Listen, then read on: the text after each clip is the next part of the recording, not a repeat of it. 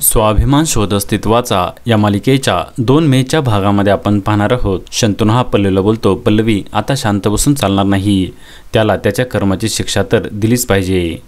त्यानंतर आपण पाहतो पल्लवी ही घरामध्ये मेघना, विभावरी, प्रदीप आणि सर्वांच्या समोर बोलते, हे बघा मी तुम्हाला आता जे सांगायला जाणार आहे त्यामुळे कदाचित तुम्हाला खूप मोठा धक्का बसू शकतो, परंतु तुम्हाला आता सत्य स्वीकारावंच लागेल। मागील काही दिवसापासून आपल्या घरामध्ये अनेक अनुचित प्रकार घडत आलेले आहेत, नको असलेल्या गोष्टी घडलेल्या आहेत आणि हे सर्व होण्यासाठी एकच व्यक्ती जबाबदार आहे आणि ती व्यक्ती म्हणजे विनायक दादा।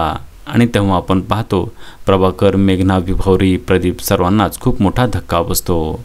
आता पुढे येणाऱ्या भागामध्ये आपण पाहणार आहोत शंतनू आणि पल्लवी हे दोघे मिळून कशाप्रकारे विनायकला शिक्षा करणार हे पाहणे अतिशय रंजक ठरणार आहे। स्वाभिमान शोध अस्तित्वाचा या मालिकेचे सर्व अपडेट्स पाहण्यासाठी आमच्या चॅनलला लाईक करा, शेअर करा आणि सबस्क्राईब करायला विसरू नका।